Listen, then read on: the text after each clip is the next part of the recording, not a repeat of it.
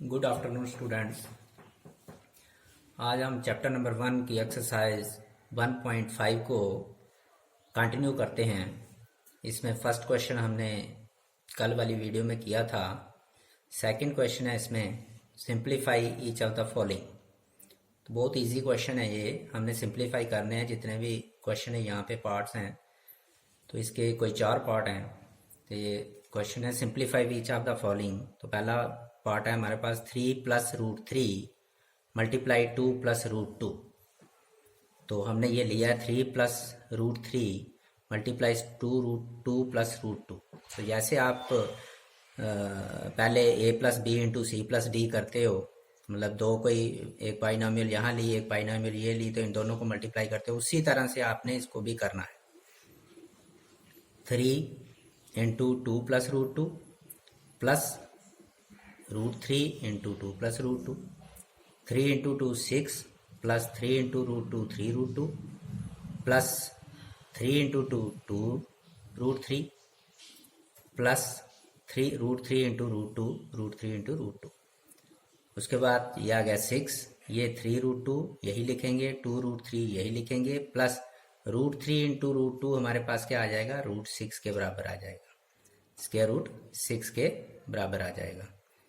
तो ये same order के हैं इसलिए हम 3 × 2 को ये भी स्क्वायर रूट है ये भी स्क्वायर रूट है तो हम इसे मल्टीप्लाई कर देते हैं। अगर ये क्यूब रूट होता फिर मल्टीप्लाई नहीं करते।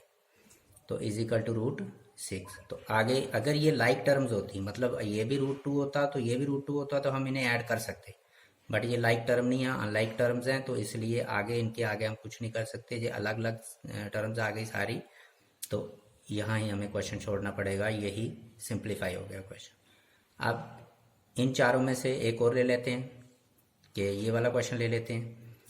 तो ये फोर्थ पार्ट है √5 - √2 इन मल्टीप्लाई √5 + √2। अगर आप इसको देखो, ये भी इस तरह से हो सकता है बिल्कुल, मगर थोड़ा सा लंबा आएगा। मगर देखो ये हमें एक आइडेंटिटी याद आएगी, एक अलजेब्रिकल आइडेंटिटी याद आएगी, जिसे आप फार्मूला बोलते हो। कि वो आइडेंटिटी क्या आपने पढ़ी है, a + b whole square, a - b whole square या a² - b²। तो वो किसके बराबर होती है, a - b × a + b, जहाँ a + b multiply a - b जो क्या है a² - b² के बराबर होती है। तो वो ये क्वेश्चन पूरा उस आइडेंटिटी की तरह दिख रहा है, क्योंकि जो यहाँ भी √5 है यहाँ भी √5 है। अगर a माने तो ये √5 हो गया, यहाँ भी √2 है यहाँ भी √2 है, और एक जगह पे माइनस है और एक जगह पे प्लस है। तो ये आइडेंटिटी पूरी उसी तरह से दिख रही है, तो हम वही आइडेंटिटी यहाँ पे यूज करेंगे। तो a - b × a + b is equal to a² - b²। तो यही क्वेश्चन यही लिया हमने। तो इज इक्वल टू a मतलब फर्स्ट टर्म हमारे पास क्या है, √5² माइनस इस तरह से आइडेंटिटी को देखते हुए b मतलब हमारे पास सेकेंड टर्म क्या है, √2। तो √5² - √2² इज इक्वल टू √5 का स्क्वायर जो है वो 5 के बराबर होगा, और माइनस √2 का स्क्वायर जो है वो 2 के बराबर होगा।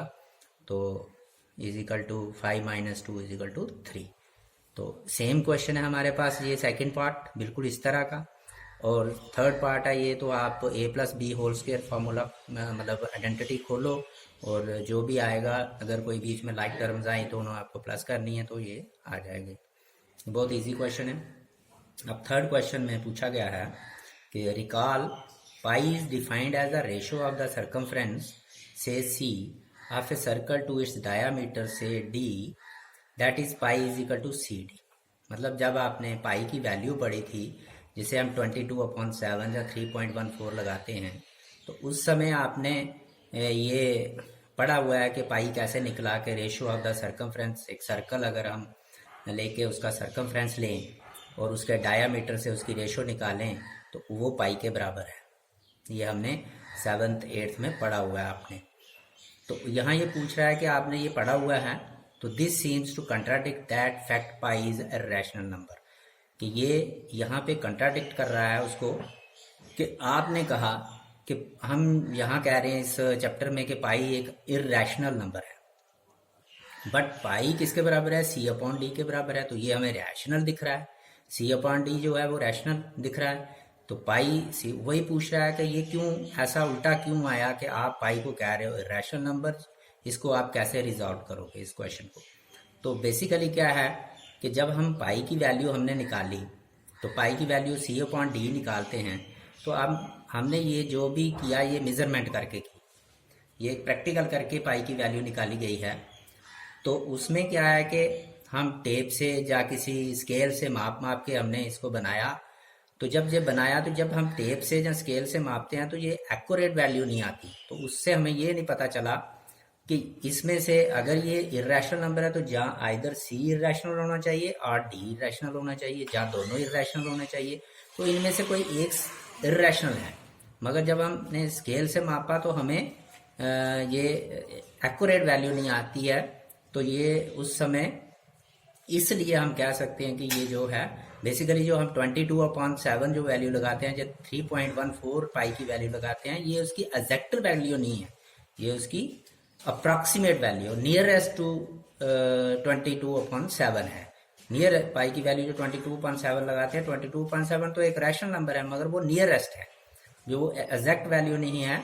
जैसे 3.14 ये भी एक नियरेस्ट वैल्यू है उसकी, तो ये एग्जैक्ट वैल्यू नहीं है। तो यही यहाँ पे लिखा है, दिस इज नो कंट्राडिक्शन, यहाँ देयर इज नो कंट्राडिक्शन, यहाँ कोई ऐसा कंट्राडिक्शन नहीं है कि when we measure a value, मैंने पूरा समझा दिया। तो लिखा है स्केल और tape we only obtained an approximate value, हम वहाँ अप्रॉक्सीमेट वैल्यू ले सकते हैं। तो therefore we may not realize, हमें ये नहीं रियलाइज हुआ कि वेदर C और D इरेशनल है। तो value of pi is almost equal to 22/7 और 3.1428, मतलब almost equal to, not exactly equal to. तो ये है इसका आंसर। तो अब हमारा लास्ट क्वेश्चन जो है इस एक्सरसाइज का, इसमें एक फोर्थ क्वेश्चन वो मैं आगे कराऊंगा, अभी बाद में, अभी ही कराऊंगा, बट ये लास्ट क्वेश्चन है, rationalising the denominator of the following. ये एक इंपॉर्टेंट क्वेश्चन है, ये सेकंड भी इंपॉर्टेंट था, उसमें से भी कोई ना कोई पार्ट कई बार पेपर में आता है, और ये भी फिफ्थ में से भी ये इंपॉर्टेंट क्वेश्चन है। इनमें से भी कोई ना कोई पार्ट, ये नहीं कहा जाता कि फर्स्ट पार्ट इंपॉर्टेंट है सेकंड है, मगर कोई भी, या इसी तरह की एग्जांपल या इसी तरह का क्वेश्चन कोई भी, तो डिनोमिनेटर को आपने रेशनलाइज करना है। जितने भी पार्ट है यहाँ पे हमने डिनोमिनेटर को रेशनलाइज करना है। तो पहला फर्स्ट पार्ट है हमारा 1/√7, इसको हमने, इसका डिनोमिनेटर क्या है, √7, इसको हमने क्या करना है, रेशनलाइज करना है। कहने का मतलब जब भी आपका आंसर आना चाहिए, वो जो आंसर है आपका वो डिनोमिनेटर में रैशनल नंबर हो, न्यूमरेटर में चाहे रैशनल हो चाहे इररैशनल हो, मगर डिनोमिनेटर का में आपका रैशनल नंबर आना चाहिए। तो हम क्या करें तो ये रैशनल नंबर आए। तो इसके लिए हमें क्या करना पड़ता है कि पहले डिनोमिनेटर के रेशनलाइजिंग फैक्टर ढूंढने पड़ते हैं। क्या है, जैसे मैंने यहाँ लिखा है रेशनलाइजिंग फैक्टर ऑफ √7, √7 का √7 का रेशनलाइज फैक्टर √7 ही होता है, ठीक है। जैसे √2 का √2 ही होता है। तो इस तरह से √7 का, कहने का मतलब अगर √7 को हम √7 से मल्टीप्लाई करें तो वो 7 के बराबर होगा। तो इसका मतलब रेशनलाइजिंग फैक्टर उसका क्या होगा, √7 होगा। तो हमने क्या करना है, √7 से मल्टीप्लाई करना, मल्टीप्लाई न्यूमरेटर को भी और डिनोमिनेटर को भी हमने √7 से मल्टीप्लाई करना है। Therefore 1/√7 is equal to 1/√7 multiply numerator को भी √7 से, डिनोमिनेटर को √7 से। तो √7 × 1 √7 आ गया, अपॉन √7 × √7 7 आ गया। तो ये हमारा डिनोमिनेटर जब रेशनल बन गया तो रेशनलाइज हो गया ये। तो इसी तरह से सेकंड पार्ट हमारा, तो ये वो तो सिंगल टर्म थी, यहाँ एक बाइनॉमियल आ गई एक किस्म की, मतलब यहाँ पे दो टर्म्स आ गई, 1/√7 माइनस √6, ये मैंने सेकंड पार्ट ले लिया। तो इसका रेशनलाइज फैक्टर भी आपने उसी तरह से ढूंढना है पहले कि इसको हम किस तरह से किसको मल्टीप्लाई करें तो ये इसका जो डिनोमिनेटर है वो रैशनल बन जाए। तो यहाँ रैशनलाइजिंग फैक्टर जो इसका है वो होगा √7 प्लस √6। तो इन चीज़ों में जब भी ऐसे क्वेश्चन होंगे तो आपने क्या करना है, सिर्फ अगर माइनस है तो प्लस डाल देना है, बाकी वही लिखना है, अगर प्लस है तो माइनस डाल देना है, बाकी वही लिखना है। इसको कहते हैं कॉन्जुगेट ऑफ दिस, इनका कॉन्जुगेट। √7 माइनस √6 का कॉन्जुगेट है हमारे पास √7 प्लस √6, और √7 प्लस √6 का कॉन्जुगेट है √7 माइनस √6। ये एक दूसरे के कॉन्जुगेट होते हैं, तो इसको हम कॉन्जुगेट भी बोलते हैं। यही रेशनलाइजिंग फैक्टर होते हैं। क्यों कि हमने पिछले क्वेश्चन में, क्वेश्चन नंबर सेकंड में जो देखा, तो एक आइडेंटिटी लगाई कि वहाँ √7 माइनस √6, अगर √7 प्लस √6 लें और दोनों को मल्टीप्लाई करें तो ए स्क्वायर माइनस बी स्क्वायर बनता है। तो ए स्क्वायर अगर रूट 7 का स्क्वायर करें तो वो रैशनल बन जाएगा, रूट 6 का भी स्क्वायर करें तो वो भी रैशनल बन जाएगा, तो रैशनल क्वेश्चन रैशनल बन जाए। इसलिए हमने इसका रैशनलाइज फैक्टर ये लिया जिसे हम कंजुगेट कहते हैं। तो ऐसे क्वेश्चनों में सिर्फ आपने क्या करना है, प्लस की जगह माइनस लेना है, टर्म वही रखनी है, नंबर वही रखने हैं आपने, तो प्लस माइनस की जगह प्लस लेना है, तो वही उसका कॉन्जुगेट होगा। अब वही उसी तरह से जैसे हमने पहले क्वेश्चन में लिखा, multiplying numerator and denominator by root 7 plus root 6। तो यही क्वेश्चन लिया हमने, 1 by root 7 minus root 6 multiply, इसको आपने रूट 7 प्लस रूट 6 से न्यूमरेटर को भी डिनोमिनेटर भी, और इसको इसके साथ मल्टीप्लाई किया तो यही आया। नीचे हमने आइडेंटिटी लगाई A plus B into A minus B, A plus B into A minus B, तो ये आ गया रूट फर्स्ट टर्म का square root 7 square minus root 6 square, 7 ये न्यूमरेटर वही रहा, तो रूट 7 स्क्वायर 7 आ गया, और 6 का स्क्वायर रूट 6 का स्क्वायर 6 आ गया, 7 में से 6 निकाला 1 आ गया, तो इसको हम सीधा ऐसे लिख सकते हैं। तो ये भी सिंप्लीफाई हो गया। तो इसके जो बाकी दो पार्ट हैं वो बिल्कुल इसी तरह से हैं, इस तरह से हैं, इस क्वेश्चन की तरह। तो वो आपने उसी के कंजुगेट लेके, कंजुगेट्स को मल्टीप्लाई करना है आपने डिनोमिनेटर और न्यूमरेटर को, तो अपने आप क्वेश्चन आ जाएंगे। बहुत इजी क्वेश्चन है वो। अब रहा फोर्थ क्वेश्चन की बात, जो मैंने पहले छोड़ा पीछे। तो फोर्थ क्वेश्चन क्या है कि एक कंस्ट्रक्शन करनी पड़ेगी, जैसे हमने कल जब परसों वाली वीडियो में किया कि रूट 2 को कैसे, इरेशनल नंबर्स को हमने कैसे रूट 2 को या रूट 5 को या रूट 3 को कैसे नंबर लाइन पे रिप्रेजेंट किया कि नंबर लाइन पे वो कहाँ पे हैं। इसी तरह से आज हमने स्क्वायर रूट 9.3 को भी नंबर लाइन पे हमने क्या करना है, रिप्रेजेंट करके देना है कि नंबर लाइन पे क्या है। तो वो थोड़ा और तरीके के थे, ये थोड़ा सा मुश्किल है। तो इसके लिए आपने क्या करना है कि आपको जो नंबर दिया होगा, इसे रेडिकेंट कहते हैं, ये रेडिकल साइन होता है जैसे स्क्वायर रूट वाला, ये इसे कहते हैं, जो आप स्क्वायर रूट कहते हो, ये नंबर रेडिकल साइन होता है, ये रेडिकेंट। जो रेडिकेंट है मतलब जो इसके अंदर है, फॉर एग्जाम्पल ये एक्स हो, तो एक्स जो भी दिया हो तो पहले आपने नंबर लाइन बनानी है। मैंने ये नंबर लाइन बनाई है, थोड़ा सा मैं समझा लूँ फिर मैं करके बताता हूँ। ये नंबर लाइन मैंने बनाई है, तो इसमें मैंने 0 इधर -1 0 1 2 3 4 इक्वल डिस्टेंस पे, जैसे मैंने समझाया था इक्वल डिस्टेंस पे मैंने लिए थे, आप लेने हैं आपने। तो ये मैंने, क्योंकि हमारे पास 9.3 है तो इसके थोड़ा ज़्यादा ही चाहिए, तो मैंने 11 तक ले लिया, आगे भी जा सकते हो आप। तो आपने सबसे पहले नंबर लाइन पे इतना डिस्टेंस लेना है जितना ये दिया हुआ है, और इससे एक ज़्यादा। तो ये आ गया, मैंने लिया O से लेकर 0 से लेकर ये बन गया 9.3। अब बात आती है कि आप 9.3 कैसे लोगे, तो आपको क्या करना पड़ता है, या तो ये एक यूनिट के 10 इक्वल पार्ट करने पड़ते हैं, तो यहाँ आपके लिए मुश्किल होगा। 10 इक्वल पार्ट कैसे करोगे, तो उसमें से थर्ड पार्ट ले लेना, तो 9.3 आ जाएगा। बट यहाँ इजी बात है कि अगर आप इसी को आपने स्केल के साथ 1 सेंटीमीटर का लो, तो सेंटीमीटर के अंदर छोटे छोटे मिलीमीटर होते हैं, वो 10 होते हैं ऑलरेडी, जो हैं वो आपको 10 पार्ट्स में बंटा मिल जाएगा। तो आप, मैंने वैसे ही लिया, आप भी वैसा लो, 1 सेंटीमीटर को मान के चलो एक यूनिट, तो 1 सेंटीमीटर 2 सेंटीमीटर, तो 9.3 लोगे, तो ये आ गया आपका यहाँ पे 9.3। और फिर 10.3 को भी एक पॉइंट दे दो, 9.3 को भी और 10.3 को भी 1 प्लस करना है आपने। इसमें जो भी आपको दिया होगा उसमें पहले वहां तक लेना है एक पॉइंट, और फिर 1 प्लस करके ले लेना है। जैसे 9.1 को 3 को मैंने दिया A और 9.2 को दिया मैंने B। अब ये कंस्ट्रक्शन हम यहाँ भी बना सकते हैं, बट इसको उठा के मैंने थोड़ा नीचे ले आया हूँ। यही 9.3 जो है मैंने यहाँ नीचे पे ले लिया, O से लेकर 10.3 O से लेकर B तक, ये 10.3 है तो O से लेकर B तक आपने लेना है, मतलब 1 ऐड करके, नंबर में 1 ऐड करके आपने लेना है, ऐसे नहीं लेना है। तो ये ले लिया हमने, और उसके बाद आपने क्या करना है, इसका मिड पॉइंट निकालना है, उसमें OA भी ले लेना, मतलब 9.3 दिखाना है कि कहाँ पे है, वो भी ले लिया O से लेकर A तक। वो भी आपने A पॉइंट भी यहाँ पे ले लिया, मतलब 1 यूनिट कम, यहाँ से 1 यूनिट माइनस करके भी ले सकते हो, A कम करके ले सकते हो, जितना यहाँ से 1 सेंटीमीटर लिया तो 1 सेंटीमीटर। और उसके बाद आपने क्या करना है, इस OB का परपेंडिकुलर बाइसेक्टर खींचना। कहने का मतलब मिड पॉइंट चाहिए था, तो मिड पॉइंट ऐसे नहीं मिल सकता, आपको परपेंडिकुलर बाइसेक्टर खींचना है, तो ये मिड पॉइंट आ गया। अब M मिड पॉइंट होगा, तो M को आपने सेंटर मारना है, यहाँ पे आपने प्रकार रखनी है, और OM या MB जो ये डिस्टेंस बना, इसको रेडियस लेके इतनी प्रकार खोल के आपने एक सेमी सर्कल खींचना है, और सेमी सर्कल खींच के आपने क्या करना है, फिर A पॉइंट से जो 9.3 वाला पॉइंट था उससे आपने एक परपेंडिकुलर ड्रा करना है। तो वो परपेंडिकुलर इंटरसेक्ट करेगा जाके हमारे सेमी सर्कल को, यहाँ पे वो इंटरसेक्ट करेगा जाके, मतलब आपने 90 डिग्री का एंगल बनाना है तो वो जाके यहाँ इंटरसेक्ट करेगा। तो जहाँ इंटरसेक्ट करेगा उसका नाम हमने सी दे दिया। जब हमने उसका नाम सी दिया तो ये जो ए सी लेंथ बनी, ये हमारी लेंथ स्क्वायर रूट 9.3 बन गई। अब ए सी लेंथ को माप के आपने, वैसे ये आपने ये थोड़ी दिखानी है, आपने नंबर लाइन पे दिखाना है। कहाँ पे? तो नंबर लाइन हमारी ये है। अगर हम ये सारा काम यहाँ पे करते तो थोड़ा वहां पे मिक्स हो जाता, गंद पड़ता हो, तो इसीलिए हमने बाहर निकाला है इसको। तो एसी की लेंथ क्योंकि बराबर हमने मेजरमेंट ली है, तो एसी की जो लेंथ है वो 9.3 है, वो आपने यहाँ से लेनी है और 0 पे रखना है, ओ पे रखना है। 0 पे रख के नंबर लाइन पे आपने लगाना है कि कहाँ आएगा।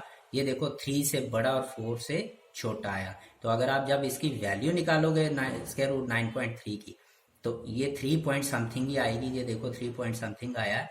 तो पी पॉइंट यहाँ दिखा रहा है कि पी जो पॉइंट है, ये वाला पॉइंट जो है, ये नंबर लाइन पे हमारे पास क्या है, यहाँ दिखा रहा है कि नंबर लाइन पे स्क्वायर रूट 9.3 यहाँ पे है। तो इस तरह से आपने ये कंस्ट्रक्शन करके हमने करनी है। ये एक कंस्ट्रक्शन है। तो कई जगह पे क्या करते हैं हम, कि मैंने देखा कि बच्चे यही उतार लेते हैं, क्योंकि जो पीछे एग्जाम्पल में है तो यही दिया गया है, मगर उसमें आपको नंबर लाइन पे दिखाना है कि यहाँ पे नंबर, उन्होंने लिखा है लास्ट में कि आपने इसे नंबर लाइन पे दिखाना है, तो आप लोग ये नहीं करते। तो आपको नंबर लाइन पे दिखाना। ये कंस्ट्रक्शन सारी हम इस पे भी कर सकते हैं, अगर हो करो तो इस पे भी, मगर उसमें थोड़ा सा गंद पड़ेगा, इसलिए इसे हमने बाहर निकाली। मैं थोड़ा सा प्रैक्टिकली करके बता देता हूँ आपको कि ये देखो आपने हमने ये लिया 9.3 हमने यहाँ पे लिया, और आगे एक यूनिट और लिया 10.3, ये 9.3 और 10.3 ली। उसके बाद मैंने क्या किया कि यहाँ से यही 10.30 से लेकर ये 10.3 उठा के यहाँ लगा दिया मैंने, यहाँ पे लगा दिया ये, और ये एक यूनिट यहाँ से कम कर दिया, जहाँ द्वारा ओ से माप के ए तक, ये यहाँ पे लगा दिया मैंने। इसी तरह से जैसे मैंने अभी ओ बी यहाँ पे लगाया, ऐसे ही ये लाइन लगा दी मैंने। और उसके बाद क्या किया कि अब ओ बी का आपने परपेंडिकुलर बाइसेक्टर, मतलब मिड पॉइंट निकालना है। जिन बच्चों को नहीं आता तो मैं इसलिए मैंने ये लिया द्वारा कि आप ओ पे रख के ओ बी के आधे से ज़्यादा कंपास खोल के, प्रकार खोल के आप एक आर्क लगाइए। ऐसे बेसिकली पूरी लगानी होती है, मगर थोड़ा उठा लीजिए, ये आई ऐसे करके, और फिर वही उतनी ही प्रकार खोल के यहाँ पे ये आपने किया है परपेंडिकुलर बाइसेक्टर, ये लगाई। तो इसको मिला दो, तो यहाँ पे ये जो लाइन सेगमेंट को ओ बी को काटेगा वो हमारा इसका मिड पॉइंट हो गया इस तरह से, और ये हमारा मिड पॉइंट हो गया। अब हमने मिड पॉइंट को क्या करना है, मिड पॉइंट को मानना है सेंटर। तो मिड पॉइंट को सेंटर मान के हमने रेडियस लेना है ओ एम बी या ओ एम, क्योंकि ये नेचुरली ये सेंटर पॉइंट होगा। जब ये मिड पॉइंट होगा तो ये बिल्कुल ये ऐसे आएंगे, और यहाँ रख के आपने तो ये रेडियस लेके आपने क्या करना है, एक सेमी सर्कल खींच लेना है इस तरह से सेमी सर्कल खींचना है आपने। तो जब आप सेमी सर्कल खींच लोगे, उसके बाद आपने प्रोटेक्टर लेके यहाँ से ए से आपने 90 डिग्री का एंगल खींचना है। तो जब आप एंगल खींचोगे 90 डिग्री का, तो ये जाके इंटरसेक्ट करेगा कहाँ पे, ये सेमी सर्कल को सी पे। तो ये ए सी जो लेंथ है हमारी, ये जो ए सी लेंथ है, ये हमारी हो गई क्या कि स्क्वायर रूट 9.3। अब इसको हम ए सी को मापेंगे यहाँ से, ऐसे करके ऐसे मापेंगे ए सी को। तो इसको ले जाएंगे अपनी नंबर लाइन पे, जो हमारी ओरिजिनल नंबर लाइन है। तो 0 पे रखा तो ये आ गया हमारा पॉइंट। तो ये लेंथ जो है ये दिखा रहा है, ये पॉइंट है स्क्वायर रूट 9.3, जिसका अगर आप आंसर निकालोगे तो उसके 9 का 3 आता है, तो 9.3 का 3 पॉइंट समथिंग आएगा। तो 3 से देख लो बड़ा है और 4 से छोटा है। तो ये आपकी ये एक प्रोसीजर है कि इसको कैसे आपने इस इरेशनल नंबर अगर इस तरह के होंगे डेसिमल वाले, तो इसको आपने कैसे दिखाना है नंबर लाइन पे। तो मैंने इसकी जैसे जैसे कंस्ट्रक्शन की है वैसे वैसे मैंने ये कंस्ट्रक्शन बताई है, यहाँ पे पूरी लिखी है कि क्या क्या किया है मैंने। ये यहाँ आपने पढ़ लेना, और इसका मैं प्रूफ दे देता हूँ आपको, यहाँ पे थोड़ा करवाता हूँ। कंस्ट्रक्शन मैंने पूरी लिखी है, क्या क्या किया, जैसे मैंने आपको समझाया ऐसे मैंने लिखा हुआ है। तो ये है कि जैसे हमने वहां पे एक राइट ट्राइंगल ली थी, तो जहां भी हमारे पास हमने 90 डिग्री एंगल बनाया, तो ये एक राइट ट्राइंगल बनी, कौन सी, MAC, ये एक राइट ट्राइंगल बन गई। तो वही तरीके से कि हाइपाटेन्यूज स्क्वायर, MC हमारा हाइपाटेन्यूज, क्योंकि ये राइट एंगल है तो ये सामने वाली side MC square is equal to AM square plus AC square आ गया। और MC क्या है, अब अगर MC देखो आप क्या है, यहां से यहां तक आपने खोला था कितना, MB खोला था, जो OM खोला था वो OB से कितना था, आधा था, और OB आपने कितनी ली थी, 10.3। तो इसका मतलब 10.3/2 ये MC हो गया, तो MC स्क्वायर हो गया 10.3/2 होल स्क्वायर। और AM कितना हो गया, ये वाला, वो देखो जो हमने MC से 1 यूनिट कम किया हुआ है, तो MC हमारे पास 10.3/2 -1 हमने कम कर लिया, तो ये इसका होल स्क्वायर आ गया, प्लस AC स्क्वायर। तो इसका हम स्क्वायर खोलेंगे नहीं, इसको ऐसे रखेंगे, थोड़ा इजी हो जाएगा। तो 2 का स्क्वायर किया तो 4 आ गया, इज इक्वल टू, इसमें अब जब सॉल्व करेगा 10.3 - 2 × 1 2/2, तो ये होल स्क्वायर आ गया प्लस AC स्क्वायर। तो फिर ये 10.3/4 इज इक्वल टू 10 में से 2 निकालेंगे 8.3 स्क्वायर, इसको भी स्क्वायर अलग कर देंगे, स्क्वायर दे देंगे, स्क्वायर कर देंगे, तो ये 4 आ गया is equal to AC square. इसको इधर लाएंगे तो हमारे पास आ गया 10.3 होल स्क्वायर/4 8.3 होल स्क्वायर। ये एक लाइन और होती है यहाँ पे, 4 एलसीएम लेके 10.3 स्क्वायर माइनस 8.3 स्क्वायर, थोड़ी जगह के कमी के कारण मैंने उसको छोड़ दिया। तो ये आप ये बन गया आपके पास A square minus B square, जैसे अभी अभी आइडेंटिटी हमने लगाई, तो A minus B into A plus B upon 4 AC square. तो ये इसमें से ये निकालेंगे तो 2 आया, इसमें तो ये ऐड करेंगे तो 18.6 आया अपॉन 4, तो 2 1 जार 2 2 जार 4, तो AC स्क्वायर हमारे पास 18.6 अपॉन 2, तो AC square 18.6/2 AC square is equal to, जब इसे काटेंगे तो 9.3 आया, तो AC किसके बराबर आ गया, 9.3। तो ये मैंने आपको प्रूफ भी दे दिया इसका। तो ये है पूरी कंस्ट्रक्शन के, अगर कोई भी नंबर, ये जरूरी नहीं है या 9.3 आया, अगर फॉर एग्जांपल 6.5 आ जाए तो तब भी आपने ऐसे ही करना है, 6.5 लेके 1 यूनिट पर 7.5 लेना है वहां तक, तो पूरा इसी तरह से आपने ये प्रोसीजर करना है।